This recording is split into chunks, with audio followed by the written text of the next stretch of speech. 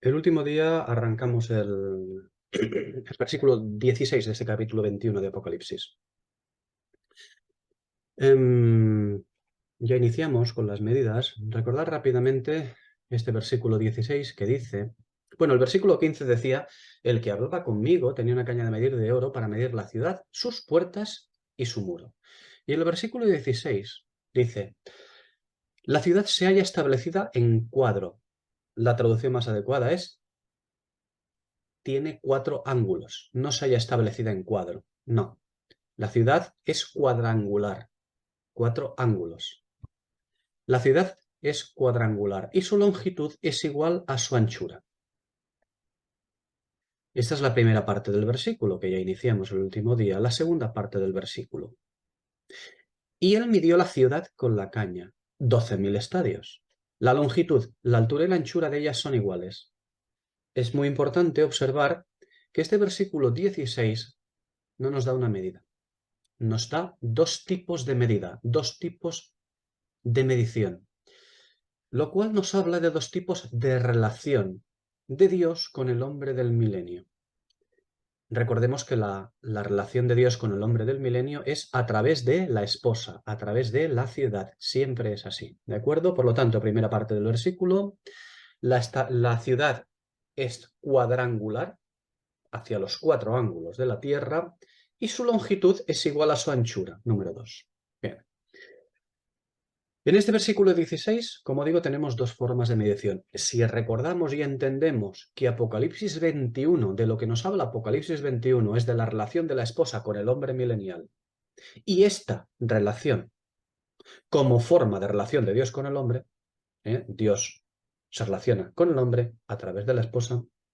Si eso lo entendemos así, en este capítulo 21, veremos que esta relación de Dios con el hombre, lo cual significa que esta relación de la esposa con el hombre tiene 2 vertientes.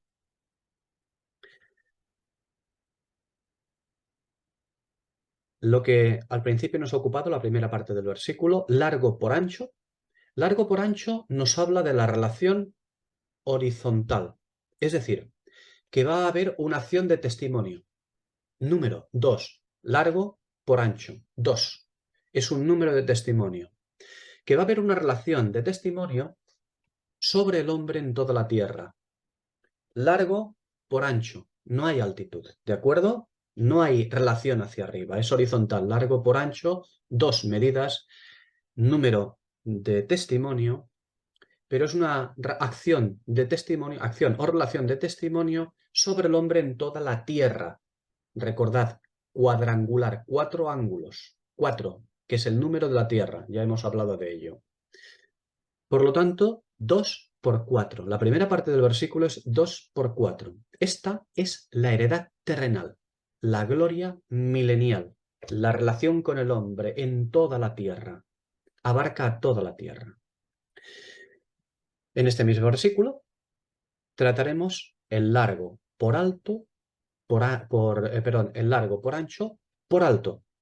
Es decir, se establece una medida más. Esta es la segunda parte del versículo. Y este largo por ancho, por alto, nos habla de la relación, sí, de toda la relación del hombre, largo por ancho, añadiéndole la medida vertical. Nos habla de una relación vertical, es decir, la relación del testimonio en perfección. ¿De dónde saco yo esto del testimonio en perfección? Largo por ancho, por alto. Número 3. Número 3. La primera parte del versículo es 2, número de testimonio, por 4, el número de la tierra. Los 4 ángulos de la tierra. La segunda parte del versículo es otra medición, es 3. Recordemos que también es un número de testimonio, pero es un número de testimonio en perfección. ¿Recordáis lo que habíamos hablado del número 3 en estudios anteriores? Un número de testimonio en perfección, el testimonio divino en perfección, completo.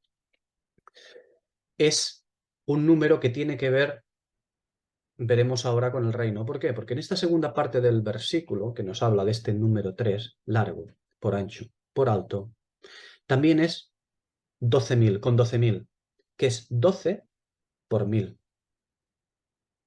Esta es la heredad celestial, lo que tiene que ver con el reino glorioso en heredad celestial, el gobierno de Dios aquí en la tierra. Pero es una heredad, una relación que la esposa va a dispensar al hombre, porque es la heredad celestial la que salta para vida eterna. Estas dos medidas van a coexistir en el milenio, con la esperanza de que la primera, largo por ancho, se llegue a convertir en la segunda, una medida completa de testimonio en perfección. Es decir, que el hombre llegue a conocer a su Dios, aquel hombre que es llamado al tabernáculo de reunión, todos los pueblos de la tierra lleguen a conocer a su Dios, que se aplique la medida también vertical. Porque el milenio no es un estado definitivo. El milenio es la última llamada al hombre bajo el sol, que camina bajo el sol. Entonces, es una llamada, se le llama a toda nación, a todo hombre, se le llama a ser pueblos de Dios, a reunirse alrededor de su tabernáculo. Pero la esperanza, el llamamiento, la predicación del Evangelio eterno es para que lleguen a tener esa medida del número 3, la medida del testimonio vertical. Lleguen a poder conocer a su Dios verdaderamente, es decir, a la eternidad. Bien, acerca de esto tengo que decir que ya trataremos más acerca de estos dos tipos de medidas, o mejor dicho, estos dos tipos de relación, o también podemos decir estos dos tipos de estados, estos dos tipos de estados por parte del hombre, porque en el milenio el hombre puede estar en estado como estaba el pueblo de Israel, en un estado de caminar en una dispensación como pueblo de Dios, pero sin llegar a tener la salvación personal. Eso ocurrirá en el milenio, o se puede ser, se puede formar parte en el milenio de los pueblos que han sido llamados a reunirse a Dios y haber llegado a la salvación, haber recibido, haber conocido profundamente al Señor y haber estado salvado. Bien, digo que de esto, de estos dos tipos de estados por parte del hombre en el milenio, hablaremos más porque se nos hablará mucho más claro y abundantemente cuando lleguemos a Apocalipsis 22, versículo 2, donde tenemos el árbol con las hojas y con el fruto. ¿De acuerdo? Bien, el último día hablábamos de la primera medida, ¿no? Que el largo por ancho es un compuesto de dos medidas, ¿eh? Dos, ya hemos dicho, es número de testimonio y son medidas de superficie. Mide la horizontal, no tiene verticalidad, porque la verticalidad es el componente que nos da la altura, ¿no? Bien, hablamos acerca de ello la primera vez que aparece esta medida en la escritura y tiene que ver con el... bueno, el lugar donde aparece es el contexto del pacto abrámico, ¿no? El plan maestro de la escritura para el desarrollo y cumplimiento de ese pacto abrámico para el establecimiento o la implementación del reino de Dios en la tierra. Era el plan del Señor, una tierra estableciendo pues su voluntad allí. La segunda ocasión en que aparece la medida de largo por ancho, y esta vez, por primera vez ya cuantificada en la escritura, está relacionada con el pectoral, en Éxodo 28, versículo 16. En el contexto de las vestiduras sacerdotales, recordad que dice allí en Éxodo 28, 2, en el contexto de las vestiduras sacerdotales para honra y hermosura, para servir en el santuario. Dice allí estatuto perpetuo. ¿De acuerdo? Como hemos dicho, las medidas en forma de largo por ancho se centran básicamente en la descripción de Ezequiel, todas, la gran mayoría de medidas que tienen largo por ancho, se centran básicamente en la descripción de Ezequiel de la casa de Dios y la posesión de la tierra en el futuro. Es importante observar esto.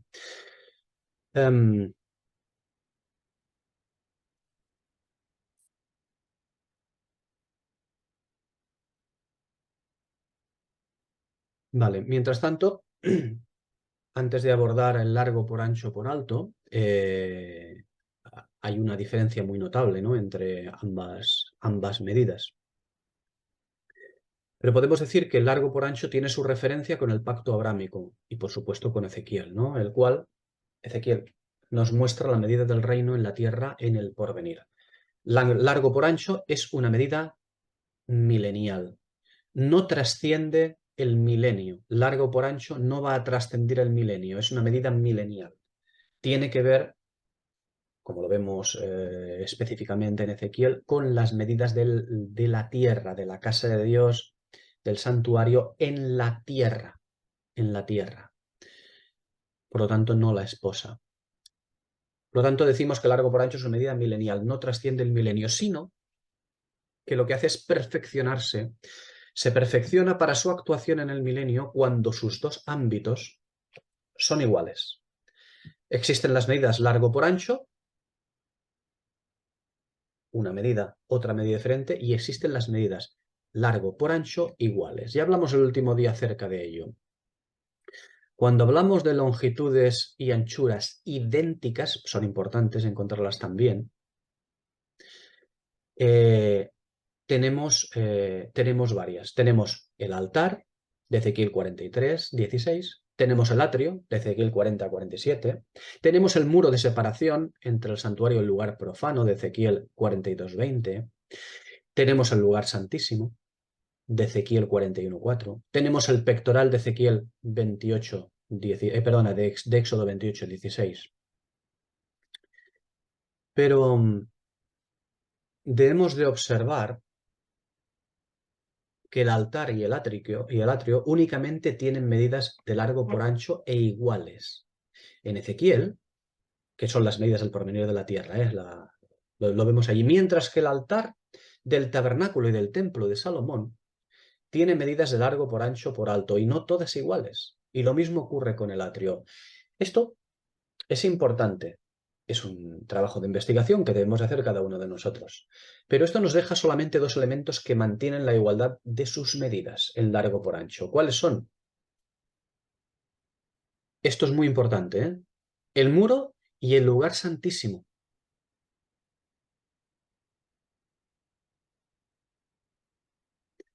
Porque todas las medidas que hemos citado hace un momento, en longitud y anchura idénticas,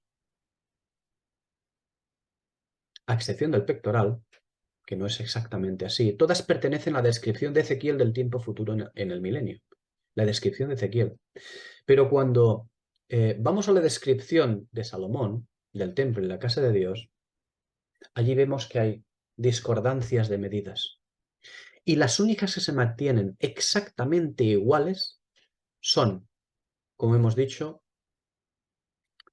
el muro y el lugar santísimo. Es decir, y esto no es ninguna casualidad, exactamente lo que estamos tratando ahora mismo en Apocalipsis 21. El muro y la ciudad.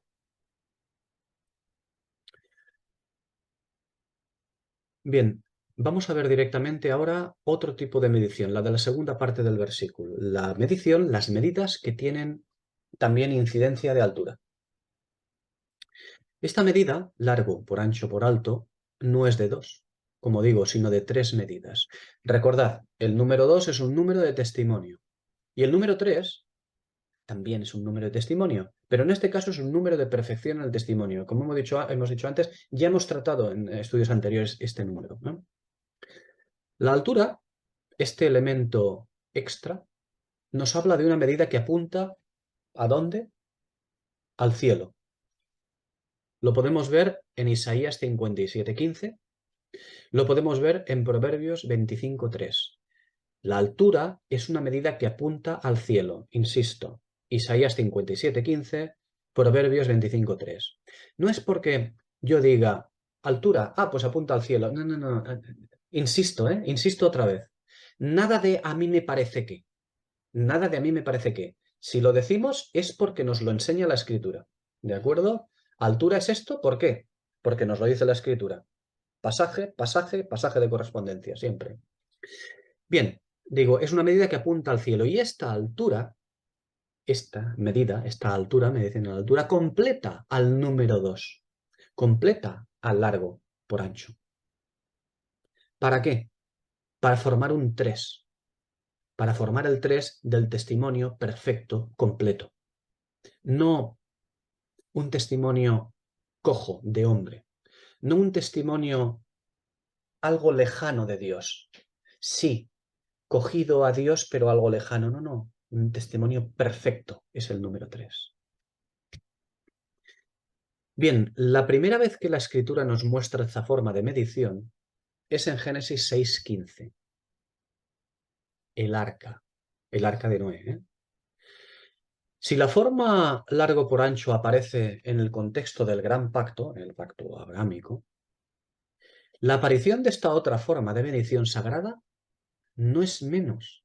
Recordad que el pacto maestro de la Escritura es el pacto abrámico. Todos los demás pactos penden de él, incluido el pacto, el único pacto condicional, la ley, incluido el nuevo pacto. Todos dependen de él, los cuales lo matizan, lo amplían, lo extienden, lo completan, lo cumplen, a excepción de un pacto.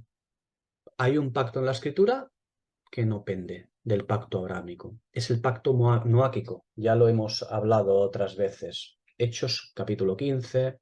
En fin, no vamos a tratarlo ahora, ¿no? Pero son dos pactos que son diferentes. El pacto noáquico del pacto abrámico. El pacto noáquico es de alguna manera el encaje de las naciones en el camino de Dios. Pero bueno, ya hemos tratado acerca de esto. Decía que si la forma largo por ancho aparece en el contexto del gran pacto, la aparición de esta otra forma de medición sagrada no es menos. Es la forma de medición conforme al pacto noáquico. No olvidemos que cada vez que aparece, que la primera vez que aparece una forma de expresión en la escritura, es importante que lo observemos. Y ya digo, largo por ancho por alto, la primera vez que aparece en el contexto del arca de Noé. Génesis 6:15, las mediciones.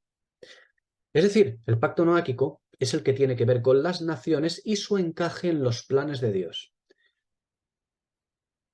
Invito a repasar los estudios acerca de los pactos que ya tratamos.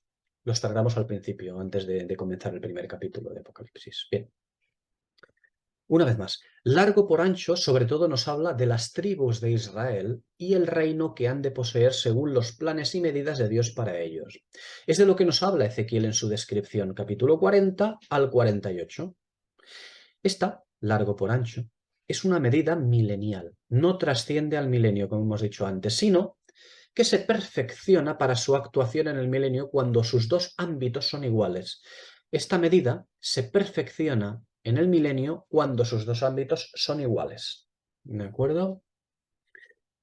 Pero ahora tratamos otra medida, largo por ancho por alto. Esta medida pertenece al ámbito del tabernáculo, no de la posesión de la tierra. Ezequiel, no. Largo por ancho por alto pertenece al ámbito del tabernáculo y del templo de Salomón, rey de gloria. Y también la vemos esta medida en las casas de este rey de gloria, el templo de Salomón y las casas de Salomón. Y además al ámbito del tabernáculo.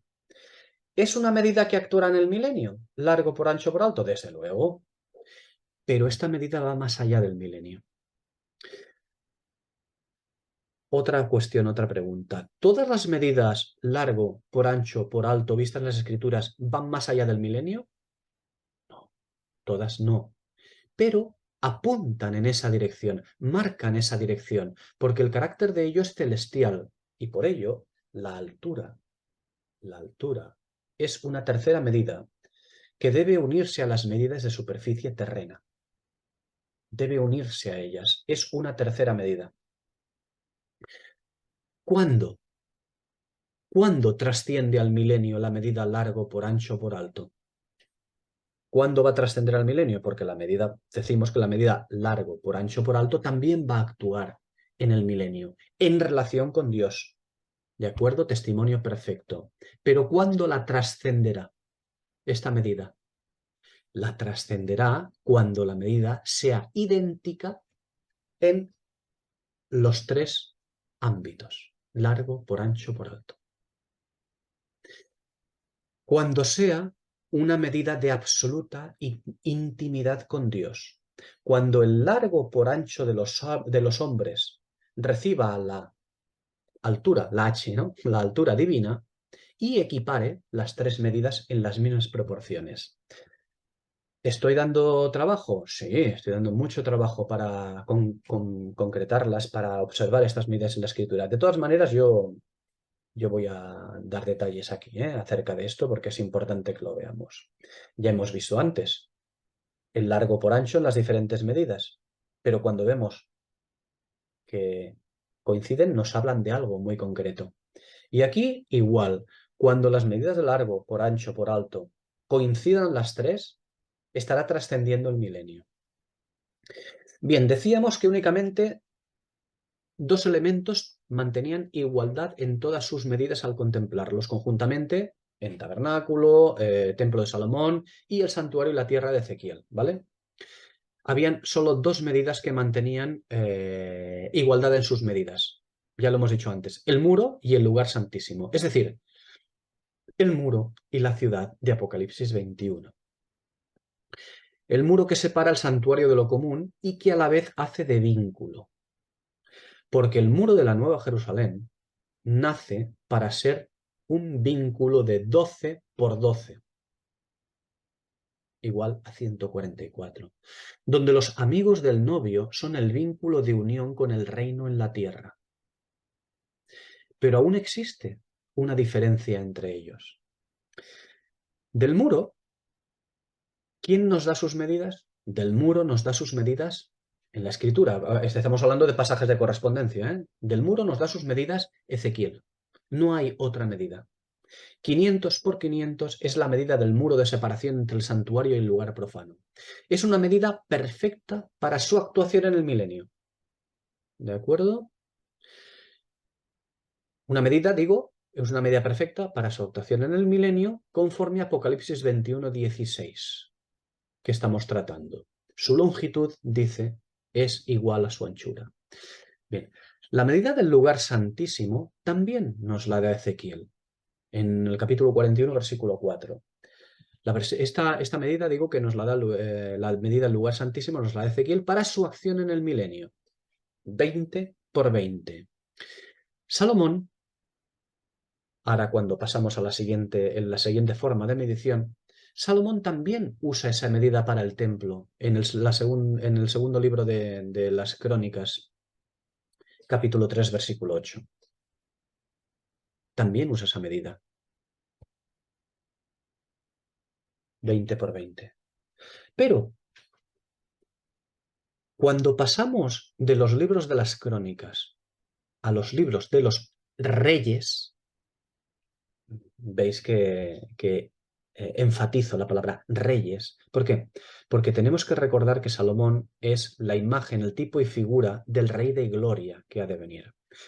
Cuando pasamos cuando pasamos de los libros de las Crónicas a los libros de los Reyes, concretamente en el primer libro de los Reyes, capítulo 6, versículo 20, Salomón, para el lugar santísimo, nos da una medida que ninguna otra cosa posee. Ninguna otra cosa posee esa medida. 20 por 20 por 20, la medida del lugar santísimo.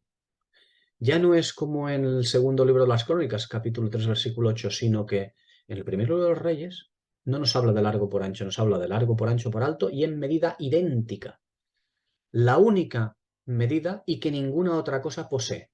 Largo por ancho por alto, solamente una cosa la posee. Es el lugar santísimo. ¿Por qué el primero de los Reyes nos da largo por ancho por alto, idénticas? Y el segundo libro de las Crónicas, solo largo por ancho. ¿Acaso no es el mismo relato? Bueno, se puede estar hablando de la misma cosa, pero el espíritu hace diferencias. Ya hemos visto otras actuaciones, ¿no? En los libros de las Crónicas y los libros de los Reyes. tiene sus motivos importantes. Decía, no es el mismo relato de una misma cosa, es el mismo relato, pero el espíritu nos lo muestra el relato con dos vertientes diferentes. Recordemos que el primer libro de los Reyes recordad aquello que hablamos, muestra cómo la esposa simplemente sube de la ciudad de David a la casa que el rey le ha edificado para ella. 9:24. Primer libro de los Reyes, 9:24. Una casa idéntica, igual a la suya propia. Y eso lo vimos en el capítulo 7, versículo 8 del primer libro de los Reyes. Algo que es un honor y una distinción. Segundo libro de Crónicas, en cambio, nos muestra otro carácter diferente. Fijaos cómo en el pasaje del segundo libro de las Crónicas, capítulo 8, versículo 11, el Espíritu insiste en llamar a David rey de Israel. ¿Cuándo? Cuando determina que la esposa no debe ocupar el lugar de la casa de David o lugar de testimonio que fue diseñado para Israel. A diferencia del primer libro de los Reyes, que hemos dicho capítulo 1, versículo 24, digo que el segundo libro de Crónicas nos la muestra de una manera diferente, donde no hace referencia, ahora hablo del primer libro de Reyes, en el primer libro de Reyes no se hace referencia a que la esposa no deba tener lugar en la casa de David. Y por lo tanto tampoco se hace hincapié en que David es el rey de Israel. Fijaos las dos diferencias, importantes, muy importantes. Así pues, el primer libro de Reyes nos muestra a la esposa ensalzada. Eso hace el primero de Reyes, ensalzar a la esposa por encima de cualquiera, incluyendo su casa, la casa de la esposa, incluyendo su casa entre la casa de Dios y su propia casa. Y la casa del rey. ¿Qué cosa, eh? Mientras que el segundo libro de las Crónicas nos la muestra a la esposa sin derecho en los asuntos de la heredad de Israel, como si la casa de ella hubiese sido edificada para sacarla de en medio, para quitarla de en medio. Esto es porque el primer libro de los Reyes nos habla de las edificaciones del Rey de Gloria, mientras que el segundo libro de las Crónicas nos habla de las edificaciones del Rey de Israel. Rey de Israel es el que posee la tierra prometida, tierra, largo por ancho. El Rey de Gloria es otra cosa diferente, es algo mucho más elevado. De manera que ahí mismo tenemos la diferencia entre esos dos libros, ahí mismo tenemos la diferencia de medición del lugar santísimo. Primer libro de los Reyes nos lo muestra conforme al Rey de Gloria, largo, por ancho, por alto. La heredad celestial, la que salta para vida eterna, mientras que el segundo libro de Crónicas nos lo muestra conforme al Rey de Israel, de la tierra, largo, por ancho solamente, es decir, la heredad terrenal. La gloria milenial. Ya lo creo que sí, la gloria milenial, pero la heredad terrenal. ¿De acuerdo? Esto es lo que tenemos en las medidas de nuestro versículo 16, que la ciudad tiene dos medidas diferentes, donde su longitud es igual a su anchura y donde también la longitud, la anchura y la altura de ellas son iguales. Porque esta ciudad celestial, junto con su muro, tienen ministerio en el milenio. No solamente tienen un ministerio para eternidad. También tiene esta ciudad su lugar en el milenio. La ciudad de Dios, en todo su conjunto, ciudad y muro, da cumplimiento a ambos pactos, al pacto abrahámico y al pacto noáquico, al pacto de la heredad de la tierra, de la descendencia de Abraham y al pacto noáquico, el encaje de las naciones en el plan de Dios. Yo sé que se puede complicar todo lo que estoy explicando, requiere mucha atención, lo entiendo, por eso refiero tantos versículos para que vayamos a poder observarlos. Pero insisto, la ciudad de Dios en todo su conjunto, ciudad y muro, da cumplimiento a ambos pactos, pacto noáquico y pacto abrahámico, heredad de la tierra, encaje de las naciones. El tiempo milenial verá el establecimiento del reino en la tierra, la heredad terrenal. Y también verá a la esposa ministrando espiritualmente, junto con los amigos del novio, cuyo encaje ya lo hemos visto a los amigos del novio en el muro. Los amigos del novio son los santos celestiales, pertenecientes a un cuerpo que no es el gentil, ¿de acuerdo? Que no es la dispensación gentil. Bien, entonces, si la ciudad y el muro dan cumplimiento a ambos pactos, ¿por qué el muro no tiene triple medida y además únicamente tiene medidas en el Ezequiel que nos habla del milenio? Como hemos dicho anteriormente, vuelvo a insistir, el versículo 18, cuando lleguemos al versículo 18 nos lo aclarará mejor.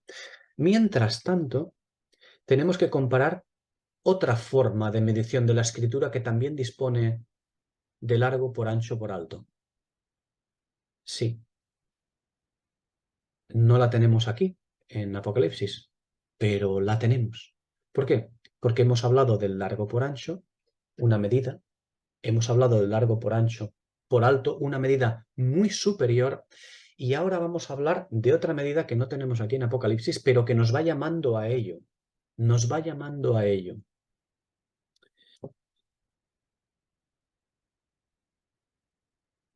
Un sitio donde una medida en la escritura, que se encuentra en la escritura, que digo que dispone de largo por ancho por alto, pero además a esta se le une la profundidad. Vamos a verlo. Largo por ancho, por profundo, por alto. Ya hemos establecido que largo por ancho por alto implica una medida completa en perfección del testimonio.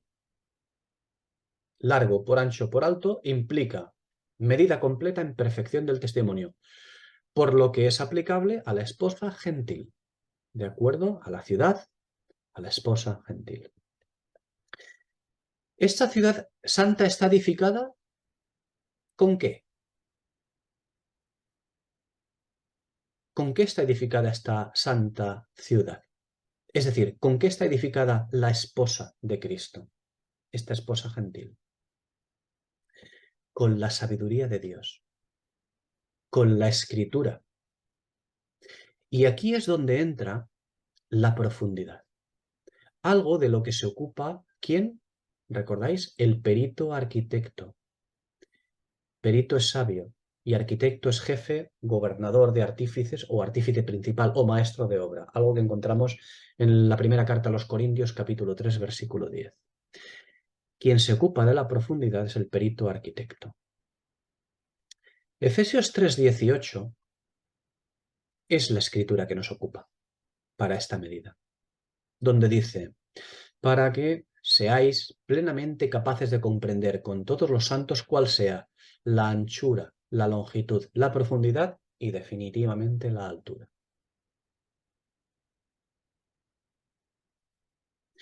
Es decir, que seamos plenamente capaces de comprender las medidas proféticas del testimonio perfecto de largo, por ancho y por alto. No de tenerlas, sino de comprenderlas profundamente. Y para ello es necesario incorporar un elemento más, la profundidad. Este es el elemento que ha sido otorgado a Pablo para su ministración. Sí, a Pablo, no a otros, a Pablo. ¿De acuerdo? Ya hemos hablado también de ello ampliamente. La profundidad. Y si ha sido otorgado a Pablo, es que ha sido otorgado a la que él ha desposado con el Señor, a la Nueva Jerusalén. ¿A quién ha desposado? Según a los Corintios 11:2. Nos ha desposado como una virgen pura. ¿A la espera de qué? A la espera de que este desposorio se convierta en matrimonio, a la espera de que la novia se convierta en esposa. Mientras que llega ese tiempo, la novia debe prepararse para ser esposa. Y aquí entra este elemento primordial y fundamental, la profundidad. Como digo, Efesios 3:18 es una escritura de correspondencia absolutamente con Apocalipsis 21:16, que es el versículo que estamos tratando. Y es una aplicación, una escritura de correspondencia por lo que significa. Porque no olvidemos que no hay una ciudad edificada con ladrillo como Babel. Babel sí es una ciudad edificada con ladrillo. Génesis 11:3. Mal, mal. Edificación con ladrillo, mal. Significa algo malo. El esfuerzo del hombre. Absolutamente. Por eso digo, no olvidemos que no hay una ciudad edificada con ladrillo como Babel. O como Egipto, Éxodo 5. O como la Jerusalén apóstata, Ezequiel 4:1. No, no. La ciudad santa se edifica con piedras vivificadas. ¿Recordáis la expresión aquella, primera carta de Pedro, capítulo 2, versículos 4 y 5? Piedras vivas, no, piedras vivificadas, de vida, piedras de vida, zao. La ciudad santa se edifica con piedras de vida, o sea, a diferencia de Babel, de Egipto, e incluso de la Jerusalén apóstata de la cual nos habla Ezequiel 4:1, edificada con ladrillo. Y las piedras vivificadas, estas piedras vivas de vida, vivificadas, se labran y se esculpen por medio de su palabra, es decir, por medio del verbo, por medio del espíritu de la profecía, por medio de la mente de Cristo. Estoy haciendo una descripción de absolutamente lo mismo, porque su palabra, la palabra de Dios, es exactamente lo mismo que decir el verbo de Dios. Es lo mismo que decir el espíritu de la profecía, es lo mismo que decir la mente de Cristo. Bien, digo que se esculpen por medio de ello, porque el hombre de esta ciudad, el hombre que habita en esta ciudad santa, el hombre que está en el interior de esta ciudad, tiene una medida igual al del ministerio profético. Apocalipsis, capítulo 21 estamos tratando, versículos 16 tratamos. Y digo que tiene una medida, el hombre de que habita en esta ciudad, tiene una medida exactamente igual a la del ministerio profético. Versículo 17, que es donde lo veremos. Ya lo veremos. Seguimos un poco más. ¿Qué le añade? La profundidad. ¿Qué le añade a la anterior medida de largo por ancho por alto? ¿Qué es la profundidad? Las anteriores medidas descritas son medidas proféticas, que hablan de la revelación de Dios, que muestran la revelación de Jesucristo que Dios le dio. Juan no puede llegar a una perfecta comprensión de ello. Juan se le ofrece la revelación, pero no puede llegar a una perfecta comprensión de ello. Apocalipsis 17:6, Apocalipsis 19:10, Apocalipsis 22:8. Juan no puede llegar a una perfecta comprensión de ello. ¿Por qué? Porque su ministerio es limitado. Ya hemos hablado de esto también, los ministerios de Pedro, de Juan y de Pablo. ¿Cuáles son la relación entre ellos y cuál es la diferencia tan importante entre ellos? Digo que Juan no puede llegar a una perfecta comprensión porque su ministerio es limitado. ¿Por qué? Pues porque el candelero al que Juan pertenece no es el candelero de la iglesia gentil. Es un candelero anterior, el candelero de la iglesia judaica. Es decir, una absolutamente ligada a la heredad, como vimos en el discurso de Pedro, en el libro de Hechos al principio. Por lo tanto, digo que su ministerio es limitado porque el candelero al que pertenece es limitado. El candelero de Juan es un candelero de una iglesia judía, de heredad de la tierra. Es un candelero de largo por ancho, desde donde se nos han ministrado las siguientes medidas. Eso sí, porque las siguientes medidas, las de largo, por ancho, por alto, se nos ministran desde ese candelero. La profecía corre así, siempre. Digo que desde el candelero de largo por ancho se nos comenzaron a ministrar las medidas de largo por ancho por alto, aunque sin profundidad. Se nos mostraron como se le muestran a Juan, pero él no puede comprenderlas perfectamente. Insisto, para ver por qué no puede comprenderlas perfectamente, Apocalipsis 17:6, Apocalipsis 22:8, Apocalipsis 19:10. ¿De acuerdo? Digo que se nos han ministrado estas medidas, la de largo por ancho por alto, y nos las muestra Juan. Nos las muestra Juan, pero él no las entiende. Juan no tiene la profundidad. Pero el ministerio de Pablo es de profundidad. Él sí es de profundidad. ¿Para qué? Para que lleguemos a alcanzar, como dice Colosenses 2, versículos 2 y 3, el ministerio de Pablo es de profundidad, para que lleguemos a alcanzar todas las riquezas de una plena seguridad de comprensión, a fin de conocer bien el misterio de Dios el Padre y de Cristo, en quien están escondidos todos los tesoros de la sabiduría y del conocimiento. Por lo cual es Pablo, ojo, Pablo y sus herederos espirituales, quienes atesoran el conocimiento e interpretación de tal revelación de largo, por ancho, por alto. ¿Por qué?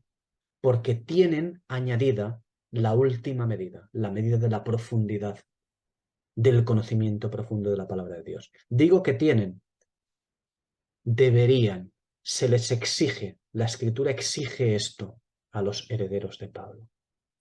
La Escritura exige esto a la novia gentil que se está preparando para ser esposa cuando cambiemos de dispensación. De manera que Pablo ha elevado la medida, o es quien eleva la medida de largo por ancho por alto, la eleva a largo por ancho por profundo por alto. Digo que el ministerio del conocimiento profundo de la palabra es dado a los herederos de Pablo. Primero a los Corintios, lo podemos ver en 1 Corintios 3, versículos 10 a 15. La misma carta, capítulo 14, versículo 1. Apocalipsis 3, versículos 8, versículo 10 y versículo 12. Segunda carta a Timoteo, capítulo 2, versículo 15.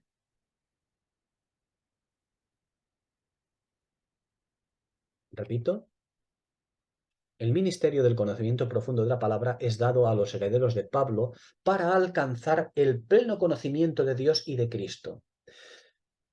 No que todos lo alcancen, no que todos lo vayan a alcanzar, desgraciadamente, a causa de nuestra negligencia, a causa de no actuar diligentemente, a causa de no buscar adecuadamente, de no buscar asiduamente, con profundidad, poniendo todo el corazón en la Escritura.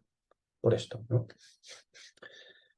Por lo tanto, no que todos lo alcancen, sino que todos tenemos la oportunidad de hacerlo, porque somos llevados a ello.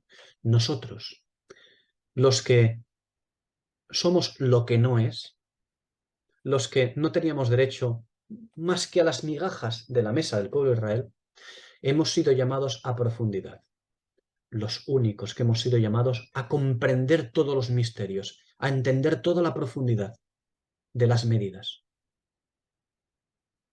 Hemos sido llamados a ello. Se nos ha otorgado.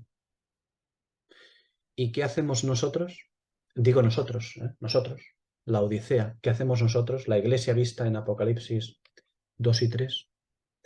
Pues que nos ocupamos de otras cosas. Acabamos siendo superficiales, literalistas y más bien centrados en cosas humanas, arraigados a esta tierra, que en lo que el Señor quiere que nos ocupemos, que es en la palabra de Dios. No todos lo van a alcanzar en la iglesia, desgraciadamente, pero todos son llamados, todos tenemos la oportunidad de hacerlo porque se nos ha concedido. Bien, un poquito más acerca de ellos. La expresión, la palabra profundidad. La palabra profundidad viene dada por la expresión griega bathos, ¿de acuerdo? Bathos. Y eso lo vemos en Efesios 3:18 como el conocimiento de la Escritura. Esta profundidad en Efesios 3:18 como conocimiento de la Escritura la vemos en los siguientes pasajes. Mateo, ¿cómo no? Mateo 13, versículos 5 a 6, donde dice: la semilla que cayó en pedregales donde no había mucha tierra y brotó pronto, porque no tenía profundidad de tierra. Pero cuando salió el sol se quemó, y porque no tenía raíz se secó. No tenía profundidad de tierra, bazos.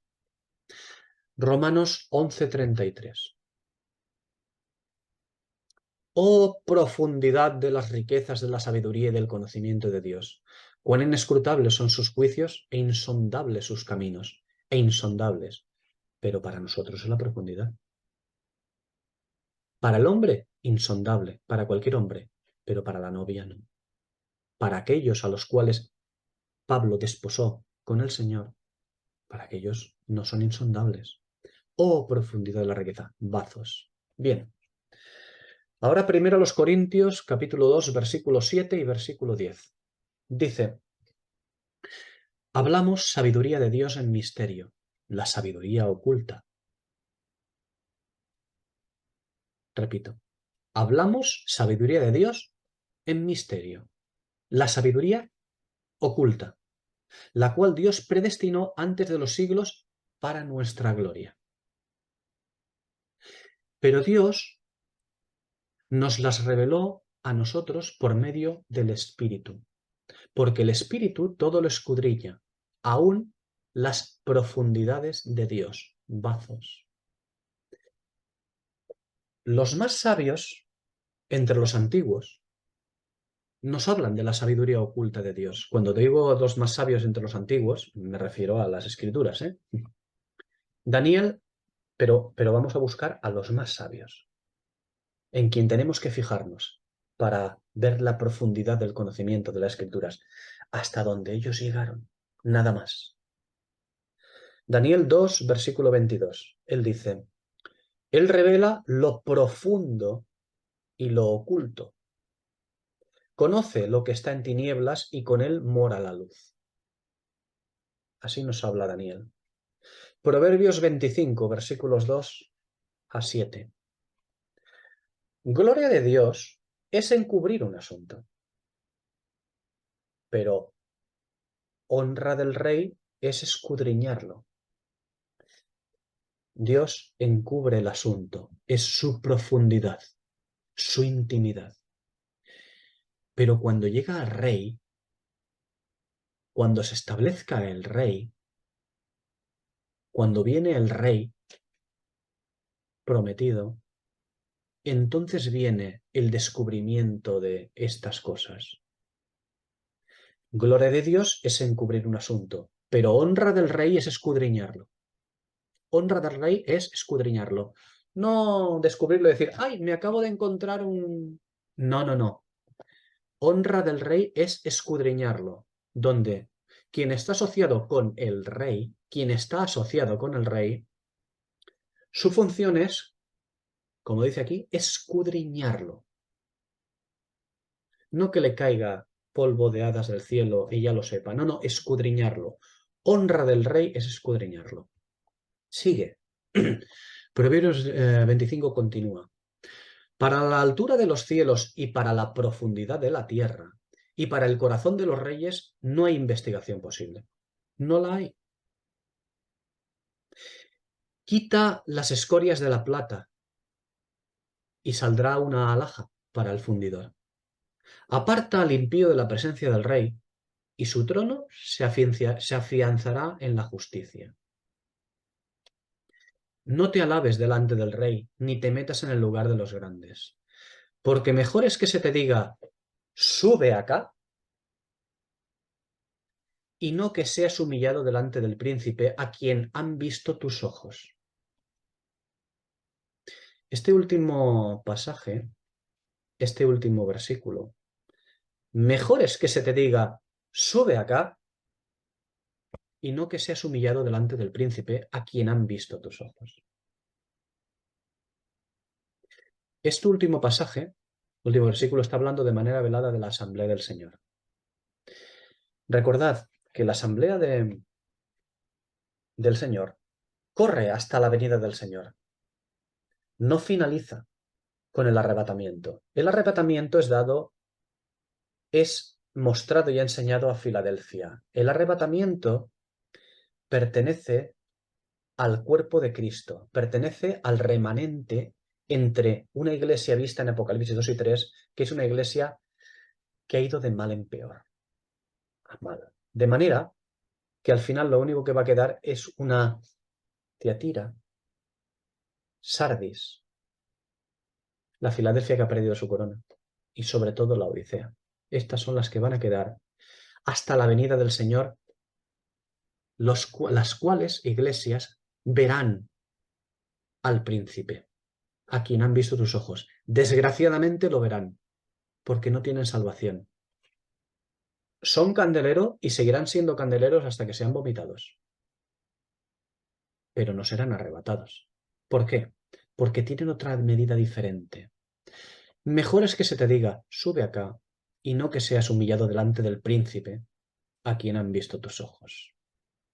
Eso está marcado en todo el pasaje de Proverbios 25, versículos 2 a 7, donde nos habla de la altura de los cielos, de la profundidad de las cosas, de escudriñar los asuntos, es decir, la escritura, es decir, los asuntos de Dios, escudriñar los asuntos de Dios, porque la escritura son los asuntos de Dios. Bien, hemos visto a Daniel y hemos visto a Proverbios. Job, ya que hablamos de sabios, nunca podremos dejarnos jamás atrás a Job.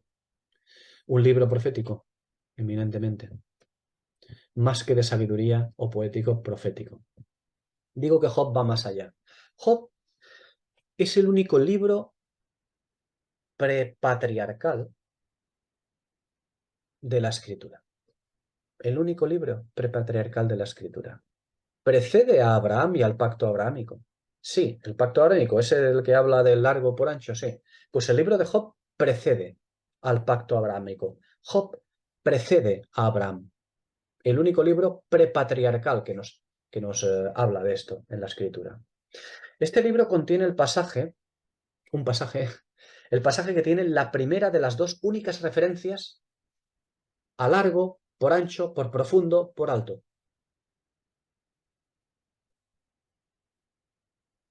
Contiene, insisto, el pasaje con la primera de las dos únicas referencias a largo, por ancho, por profundo, por alto. Uno de ellos ya lo hemos visto en Efesios 3:18. El otro está en el libro de Job. Por cierto, correspondencia directa de Efesios 3:18. Job 11, versículos 4-9, dice, tú dices, mi doctrina es pura y yo soy limpio delante de tus ojos. Mas, oh, quien diera que Dios hablara y abriera sus labios para responderte, y te declarará los secretos de la sabiduría, que son de doble valor que tus argucias. Conocerías entonces que Dios te ha castigado menos de lo que tu iniquidad merece. Descubrirás tú las profundidades de Dios. Alcanzarás el límite de la perfección del Todopoderoso. Es más alta que los cielos. ¿Qué harás? Es más profunda que el Seol. ¿Cómo la conocerás? Su dimensión es más larga que la tierra y más ancha que el mar. ¿Habéis visto? ¿Os habéis dado cuenta? Es más alta que los cielos, más profunda que el Seol. Su dimensión es más larga que la tierra y más ancha que el mar. Las cuatro medidas. Donde la profundidad de Dios, las profundidades de Dios, queda identificada con la sabiduría en perfección de sus secretos, que decía el versículo anterior. Es decir, con la doctrina pura de la que habla Job, en los versículos de Job 11, versículos 4-9. Pasaje muy, muy, muy, muy importante. Digo muy importante en sí mismo, pero muy importante con su relación con Efesios 3:18 y con Apocalipsis capítulo 21, versículos 15, 16 específicamente y 17 también.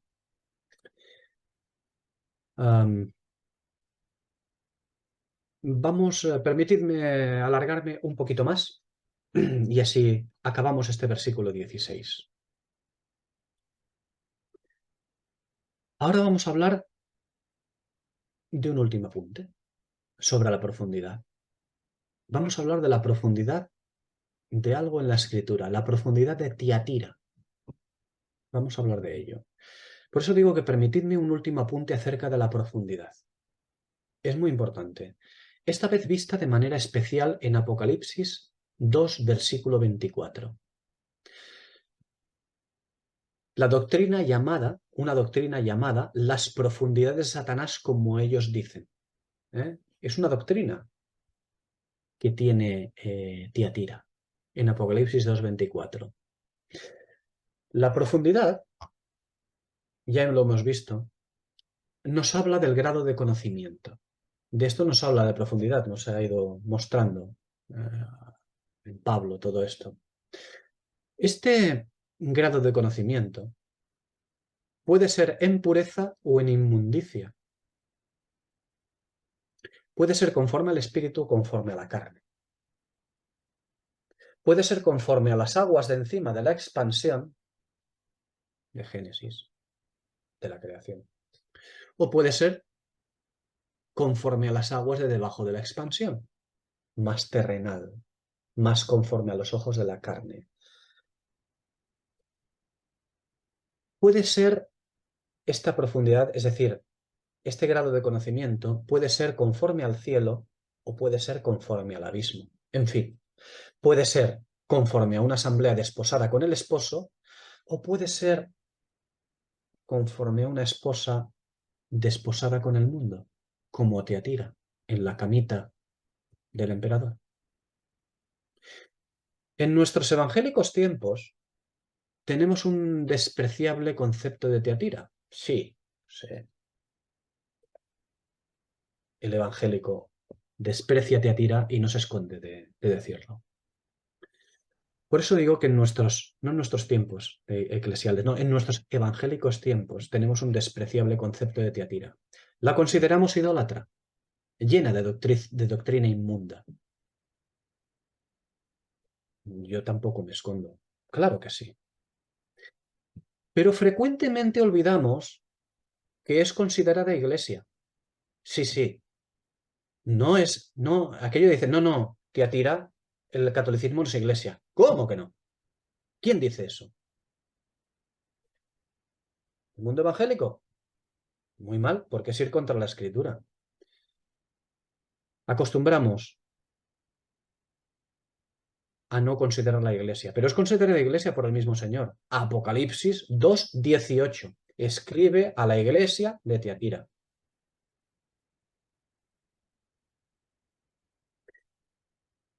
Y olvidamos una cosa más. No solamente olvidamos que es iglesia considerada por el Señor, olvidamos también que corre hasta el tiempo del fin. Tiatira corre hasta el tiempo del fin. Pérgamo no, Pérgamo, Éfeso, Esmirna, Pérgamo acabaron convirtiéndose en Tiatira, desaparecieron del mapa, fueron quitadas de en medio. Pero Tiatira no desapareció, Tiatira corre hasta el fin. ¿Por qué? ¿Porque vemos que el catolicismo corre hasta el fin? No, porque lo dice la Escritura. Apocalipsis 2:25. Es importante. Tiatira corre hasta el tiempo del fin, hasta la venida del Señor, para recibir su merecido. Tiatira es un periodo de la Iglesia en la tierra desde el siglo IV hasta el siglo XVI, en que aparece Sardis. Digo su apogeo. Continúa, porque digo que Apocalipsis 2:25 nos marca que Tiatira corre. Las 4 últimas corren hasta el tiempo del fin, hasta la venida del Señor. Pero tiene su apogeo en este periodo de la Iglesia, en el que hablamos del siglo IV hasta el siglo XVI, en que aparece Sardis, el protestantismo. Bien. Aún así, digo que corre hasta el fin del tiempo de la Iglesia en la tierra. Tiatira está elevada por encima de las otras 4. Tiatira es la cabeza de las 4 que corren juntas hasta la venida del Señor. Las siguientes, 3, Sardis, Filadelfia, Laodicea, son sectas. No lo digo en plan peyorativo, sectas, son sectas surgidas a partir de Tiatira. ¿De acuerdo? Surgen a partir de Tiatira estas sectas. Y no digo sectas en plan peyorativo, digo en plan normal, ¿no? En plan lo que son las ramitas que van saliendo de ella.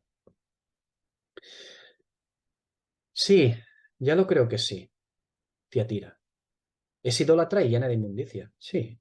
Pero, ¿cuál es la diferencia? entre Tiatira y la Odisea? ¿Cuál es la diferencia entre ellas? Os voy a decir la diferencia. Que Tiatira es profunda, mientras que la Odisea es superficial. Tiatira es profunda, sí, profundamente inmunda, pero profunda, ¿eh? Y la Odisea es inmunda de superficial que es.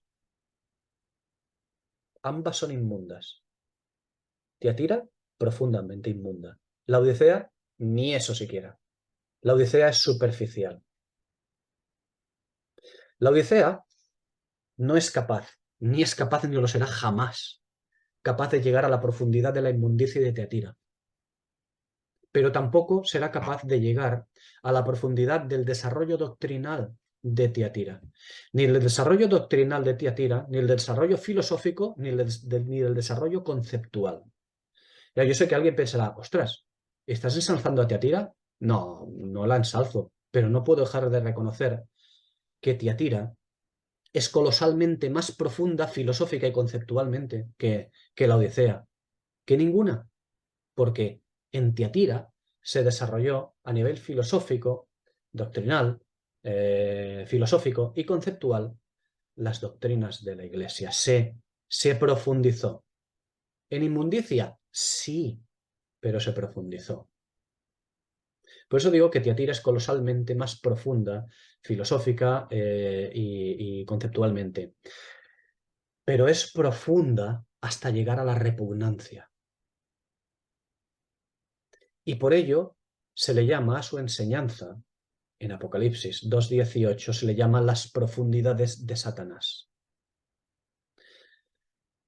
Alguien dirá, no, pero es que aquí en Tiatira se le acusa de hacer satanismo y tal. No, no, no, no, no. Pensar esto es pensar estúpidamente, conforme un laodiceano estúpido. No podemos permitirnos pensar así. No podemos ser estúpidos laodiceanos. No pensemos que cuando el Espíritu dice las profundidades de Satanás, como ellos dicen, no. Tenemos principios fundamentales y cuando el Espíritu está hablando en Apocalipsis 2 y 3 a las iglesias, tenemos que empezar a ver qué es lo que nos quiere enseñar el Espíritu en todo esto. ¿Vosotros pensáis que la Iglesia del siglo IV hasta el siglo XVI, el catolicismo fundamentalmente en esta época, llamaba a sus doctrinas profundidades de Satanás? ¡Qué tontería! No, no. Es una manera del Espíritu que el Espíritu quiere enseñarnos. Nadie se dedicaba a satanismo, a estas cosas, de esta manera. Ellos pensaban que estaban haciendo la voluntad de Dios y que estaban desarrollando la doctrina del Señor.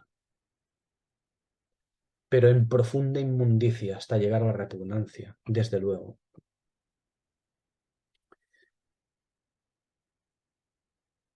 ¿Qué son las profundidades de Satanás? Pues mira, una suerte de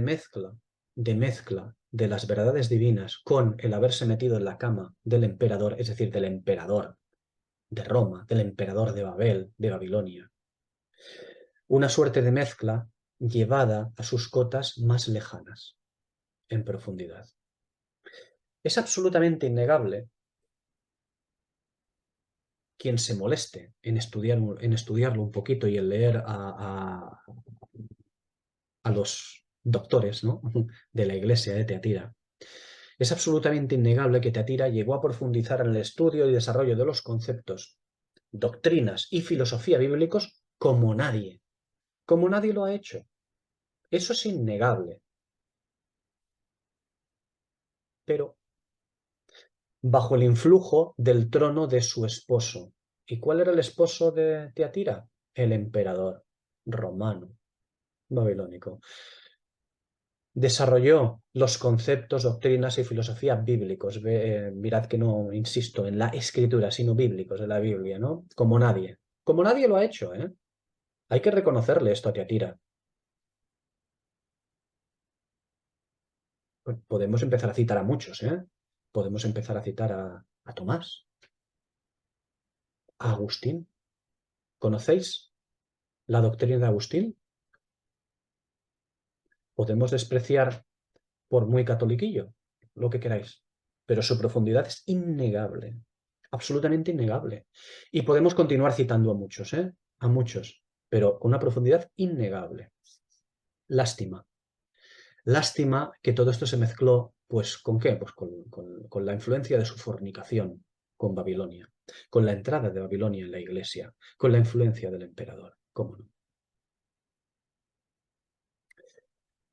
Decía que desarrolló conceptos, doctrinas y filosofías bíblicos, pero bajo el influjo del trono de su esposo, sobre el que ella estaba sentada. ¿Sobre qué trono estaba sentada? Pues sobre el del capítulo anterior, Apocalipsis 2:13, el trono de Satanás. Algo que volvemos a ver en Apocalipsis 17, versículo 3. Ese es el trono en el que está, en el que estuvo sentada e insiste en querer seguir sentada Tiatira. Bien, Sardis, el protestantismo histórico, Sardis sale de Tiatira en un intento de diferenciarse de ella. Intento fallido. Filadelfia, abandonando el protestantismo sardiano, sí recibe el ministerio de la palabra, un tiempo en que los espíritus de los profetas revelaron misterios, sobreedificaron. Pero Filadelfia recibió la advertencia de no rebajar las exigencias acerca del estudio de la palabra. Porque si rebajaba las exigencias acerca del estudio de las palabras de la escritura, sería demolida por una cosa que se llama la jactancia. Es decir, alguien le iba a arrebatar su corona. ¿Quién? Una jactanciosa y superficial. La naturaleza caída del hombre no tiene remedio. No tiene remedio. Por mucho que creamos que sí, que podemos educar a la carne, Bueno, la naturaleza caída del hombre no tiene remedio. La naturaleza caída del hombre cristiano es exactamente lo mismo. No tiene remedio. No tiene remedio aquí en la tierra, ¿eh? Aquí en la tierra no tiene remedio. Y como no tiene remedio, Filadelfia dejó de sobreedificar. Y mira que se le había advertido. Se conformó con el maná que había recibido y pensó que de lo recogido, de ese maná, de lo recogido en un día, podría alimentarse siempre. Y se olvidó de que el maná hay que buscarlo, ir a buscarlo cada día, si no se pudre y no sirve. ¿Y qué ocurrió? Pues que Filadelfia se convirtió en la Odisea a causa de su indolencia. La Odisea, hoy ya, es una pobre sombra de lo que fue su predecesora. La Odisea, cuando arrebató la corona, empezó a arrebatar la corona, a quedarse su corona, a la corona de Filadelfia. La Odisea lo que hizo fue manteniendo más o menos sus doctrinas, las doctrinas de Filadelfia, fue manteniendo más o menos hasta que éstas fueron diluyéndose, formando un batiburrillo superficial. La Odisea, por haber tomado la corona de Filadelfia, ¿qué hace? Se cree rica y sin necesidad. Cree que nadie le puede quitar al esposo, como si alguien le tuviera que quitar al esposo. Y no entiende que ha sido ella misma quien lo ha echado a la puñetera calle, al esposo. Pero ella se cree que tiene al esposo, es rica, de nada tiene necesidad y que nadie se lo va a arrebatar, como dice Isaías. Y no lo entiende. Y no lo va a entender, ¿eh? No lo va a entender. No va a entender que ella ha sido quien ha echado al esposo a la calle. Apocalipsis 3:20. Cree, la Odisea, nuestra iglesia, nuestra mamá, la actual iglesia, la del tiempo actual, cree que ha llegado a un estado final conforme a la Biblia, a la espera de que aparezca una iglesia mala, como un banco malo que aglutina todo lo deficitario y así cargar con el peso de las maldiciones. ¿Cómo somos los hombres, Somos, somos corruptos. Nuestra mente es corrupta. Pero la Odisea no entiende que no va a haber otra más. La Odisea no entiende que ella es la última. Por eso insiste en llamarse a sí mismo Filadelfia, pero no lo es la Odisea. La Odisea no entiende que ella es la última. La Odisea se conforma con 4 doctrinas básicas para no ofender a sus hermanos, dice ella. Así no ofendemos a los demás. Se conforma con 4 doctrinas básicas para no ofender a sus hermanos. ¿Y qué hace? Pues baila baila al son de sus flautistas, memoriza versículos y canta aquello de «Gracias, señor pastor, que nos lleva de excursión». Y su mantra, el mantra de la Odisea, es el amor y la unidad. El amor y la unidad. Ese es el mantra de la Odisea. Sí. Alguien dirá, no, la Odisea es mala. No, no, la Odisea se dedica a esto. La Odisea se cree rica. De nada tiene necesidad. Y su mantra es este. La conocemos. El reino laodiceano actualmente es así. Insiste en el amor y la unidad. ¿Y sabéis qué? Que sigue insistiendo en el amor y la unidad. Va a ser vomitada a pesar de ello. La Odisea va a ser vomitada. Se hincha la boca de amor y de unidad, pero va a ser vomitada. La Odisea es también inmunda como Tiatira. Sí, como Tiatira. Pero una, Tiatira, atesora profundidad en su currículum, mientras que la otra es idiota. La Odisea es inmunda, carnal, conformista, jactanciosa, es tonta. Está perdida, la Odisea está perdida creyendo que está completamente a salvo. Las palabras para ella son te vomitaré de mi boca. Nosotros somos la Odisea. Mamamos de la teta de la Odisea. Somos sus hijos. En Tiatira, como he dicho antes, nadie decía que habían llegado al conocimiento de las profundidades de Satanás. Nadie era capaz de decir eso, nadie decía eso, hombre. Como tampoco en la Odisea nos llamamos a nosotros mismos tibios. Y tampoco decimos en la Odisea que no tenemos necesidad de nada más. Ni que tenemos al Señor fuera de la puerta. Oh, ¿cómo vamos a decir nosotros eso? Pero la realidad de Dios supera a nuestra realidad, a lo que nosotros creemos que es la realidad. La verdad es verdad, independientemente de lo que creamos acerca de ella. Y por mucho que digamos que en nuestra iglesia tenemos al Señor, el Señor está fuera de la puerta. ¿Gustan mis palabras? No, ya lo sé que no. Ya lo sé que no. Pero oye, no podemos solamente leer un poquito Apocalipsis 2 y 3. Ya no hablo de Apocalipsis 16, 17 y 18.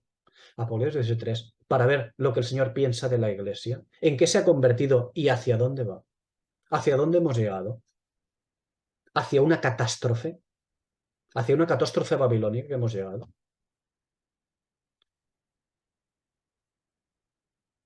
Con una iglesia, pues, vendida a Babilonia.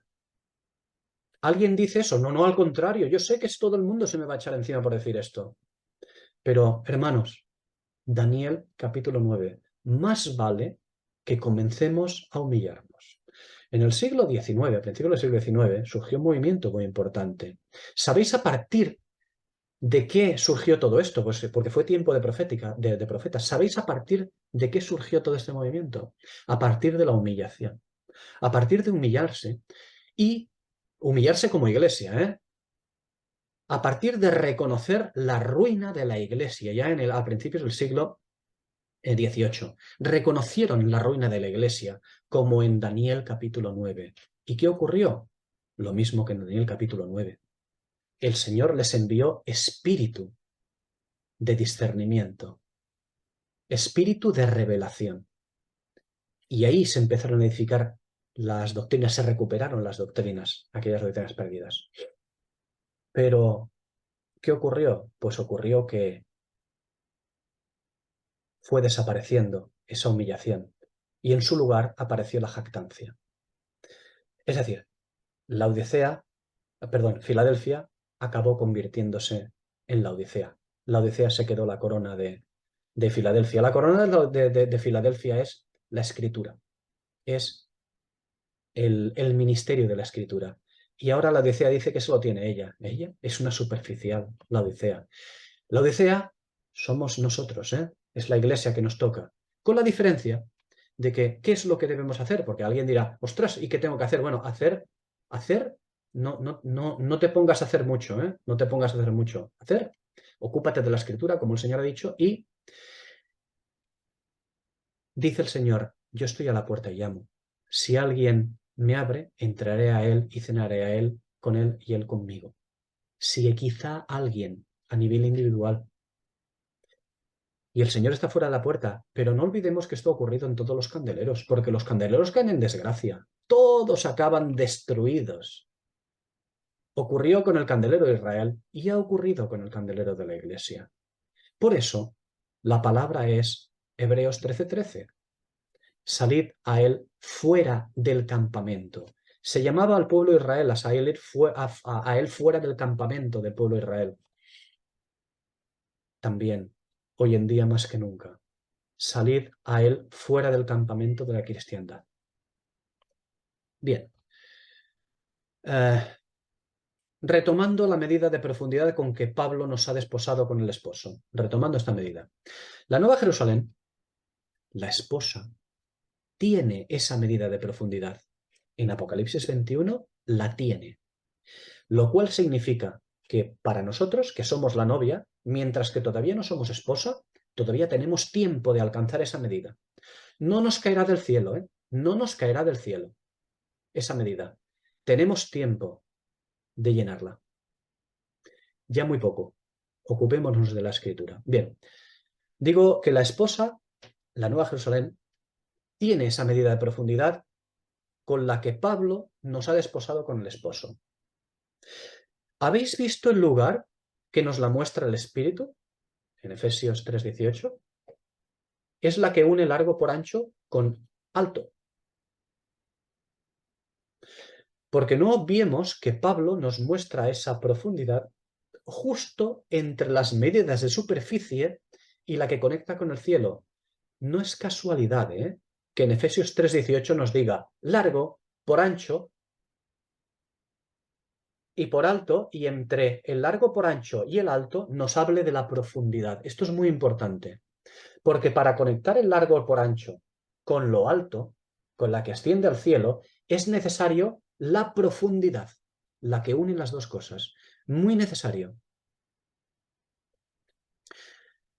Como digo, es la que une el largo por ancho con el alto, la profundidad, porque no olvidemos que Pablo nos muestra esa profundidad justo entre esas medidas de superficie, entre las medidas de superficie y la que conecta con el cielo. ¿Cómo? Conectándolas perfectamente. La profundidad conecta perfectamente ambas cosas, la de la tierra y la del cielo.